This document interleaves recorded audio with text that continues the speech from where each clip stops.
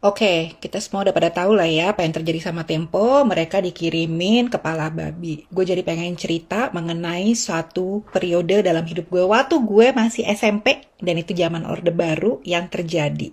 Jadi waktu itu belum ada handphone, jadi semua telepon itu masuknya ke telepon rumah, landline.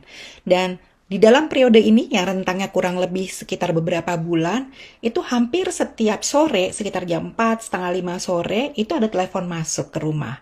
Dan biasanya gue yang ngangkat karena gue yang ada di rumah. Kadang-kadang adik gue, Inayah, yang waktu itu bahkan masih SD, kadang-kadang dia juga yang ngangkat, tapi paling sering gue. Dan setiap kali gue ngangkat telepon dan gue bilang halo, maka ada suara dari seberang gitu, yang suaranya adalah suara laki-laki, biasanya menggelegar, nadanya marah, mengintimidasi, dan ngebentak gitu.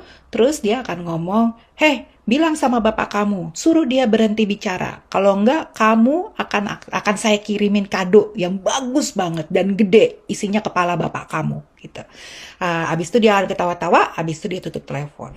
Besoknya sore kurang lebih jam yang sama akan ada telepon lagi yang kurang lebih begitu juga gitu nadanya. Mungkin kadang-kadang potongan tubuh yang mana aja yang beda gitu, tapi intimidasi dan terornya kurang lebih sama. Dan itu terjadi beberapa bulan gitu ya, hampir setiap hari terjadi. Nah, kalau kita sekarang balik sama apa yang dialamin oleh Tempo, tentu yang gue alamin dengan yang dialamin Tempo ada perbedaannya. Kayak misalnya ya kalau di gue itu hanya sekedar audio gitu dan gue nggak tahu, gue nggak ngelihat langsung. Sementara yang dialami oleh Tempo bentuknya jelas ada kepala babi dan itu sangat visual, ada di depan mata, termasuk darah-darahnya dan segala macam. Lalu kemudian yang juga menurut gue sama dan kita perlu pikirkan sama bareng-bareng adalah penerima pesannya. Kalau di kasus gue, penerima pesannya gue atau sebenarnya keluarga intinya Gus Dur gitu ya, bukan gue hanya kebetulan yang angkat telepon. Sementara kalau di Tempo, yang menarik adalah yang menerima pesan itu adalah Mbak Cica. Dari semua orang yang ada di timnya Tempo, atau kalau kita perkecil timnya Bocor Alus gitu misalnya, kenapa Mbak Cica yang nerima itu?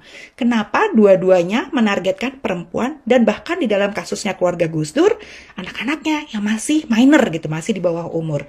Ini menarik banget buat kita pikirin kenapa, alasannya apa di balik itu. Tapi walaupun ada perbedaan, sebenarnya pesannya sama. Pesannya adalah berhenti bicara, berhenti mengkritik, karena kalau enggak akan ada konsekuensi besar yang akan kamu tanggung. Dan konsekuensi besarnya itu tidak menutup kemungkinan bentuknya adalah nyawamu gitu ya. Itu yang sebenarnya gue terima gitu pesan itu. Tapi tentu saja ya kalau kita dipaksa dan diteror untuk berhenti bicara, biasanya malah kita kan nggak akan berhenti bicara, bukan gitu.